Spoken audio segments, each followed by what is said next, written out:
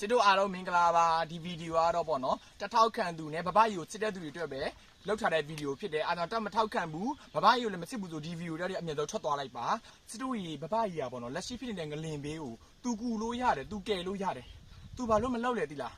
ရှင်းနေမှာတယ်သူမအားလို့ဘာလို့လဲဆိုရင် तू အစည်းအဝေးတက်နေရလို့လေစစ်တို့ရဲ့ तू အစည်းအဝေးတက်နေရ तू မအားလို့ तू မကူဖြစ်တာပါပြီးတော့လေ तू အစည်းအဝေးတက်တာကိုလည်းထိုင်ရလူပြီးတော့ထိုင်ရမြန်မာတွေကရော तू အလိုမရှိကြအောင်လဲဆန္ဒပြတယ် we don't welcome မြောက်လာဆိုတော့လဲဆန္ဒပြကြတယ်ဒါပေမဲ့စစ်တို့ရဲ့ तू မရှက်ခဲ့ဘူး तू အားမနာခဲ့ဘူးဘာဖြစ်လို့လဲ तू မြန်မာနိုင်ငံကြီးအတွက် तू မရှက်ခဲ့တာဘာလို့လဲဆိုတော့ तू စာမဖတ်တယ်လို့စစ်တို့ပေါ့နော်အားကြောင့်ဘဘကြီးကအရန်လေးစားဖို့ကောင်းတယ်စစ်တို့ရဲ့အားကြောင့်ဘဘကြီးကိုချစ်တဲ့လေးစားရဲဆိုလို့ရှိရင်အားလုံးပဲတူတူပေါ့နော်စစ်စီလုံးနဲ့အတူပြောဘဘကြီးစစ်မှုတူထိုင်ရအောင်နော်စစ်တို့ရဲ့နော်ပြီးလို့ချင်းစစ်တို့ရဲ့စစ်တို့ပြောနေတာလေစစ်တို့ကဒီတရုတ်ပြည်သူသမ္မတဗုဒ္ဓဘာသာမြန်မာနိုင်ငံတော်ကြီးမှာလေလူလာဖြစ်ရတာကို तू ကတော့အားမကြောက်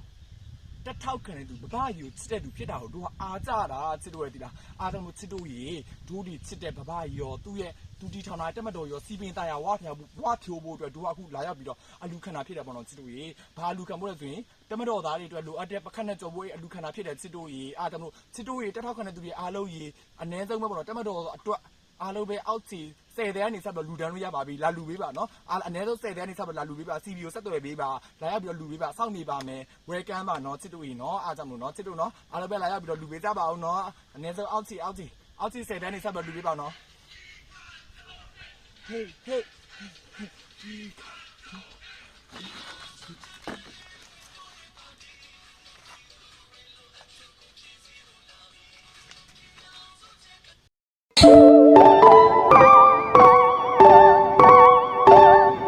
Oh, so many.